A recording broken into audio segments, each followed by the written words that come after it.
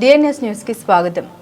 సిద్దిపేట జిల్లా దూల్మిట్ట మండలం బెక్కల్ గ్రామ పంచాయతీ శివాలి తండాకు చెందిన యువ రైతు లక్కవత్ దేవేందర్ నాయక్ వర్షాలకు వరిచేను మొత్తం నేల కొరిగి మొలకలు వస్తుండటంతో పడిపోయిన చేనును లేపి కట్టెలు కడుతూ కాపాడుకునే ప్రయత్నం చేస్తున్నాడు.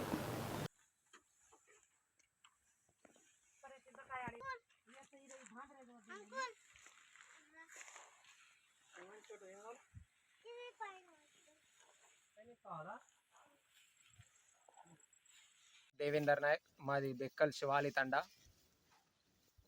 మేము పండించిన పంట, మా చెమట కష్టము అది కన్నీరులో రక్తమై వచ్చి పండించిన పంట ఇలా ఈ అకాల వర్షానికి నష్టం జరిగి ఎవ్వరికి చెప్పుకునే పరిస్థితిలో లేము. కాబట్టి కనీసం రైతులము మనం పెట్టిన పెట్టుబడి మనకు దక్కాలంటే ఈ విధంగా కట్టలు కట్టి వాటిని ఎంతో కొంత మేలు చేయొచ్చు.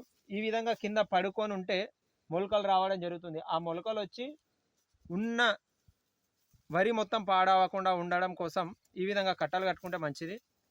అదేవిధంగా ప్రభుత్వాలు మనకు మాటలలో మాత్రమే చెప్పడం జరుగుతుంది నష్టపరిహారం ఇస్తాము అని. ఇప్పటికి కూడా గవర్నమెంట్ ఎకరానికి 10,000 ఇస్తానని చెప్పింది, కానీ ఆ 10,000 మనకు దున్నకం ఖర్చు కూడా కాదు. కాబట్టి ఇకనైనా మనం ఎవరి మీద ఎలాంటి ఆశలు పెట్టుకోకుండా మన పంటను మనం దక్కించుకునే మార్గాలను మనం వెతుక్కోవాల్సిందే. ఎందుకంటే లేకపోతే ఈ అన్నం పెట్టే రైతు కూడా ఉండడు. అన్నం పెట్టేటోడికి సున్నం పెట్టే ఉండే సామెత ఉండనే ఉండే. కాబట్టి మనము మనోధైర్యముతో మన పంటలను మనం దక్కించుకుందాం.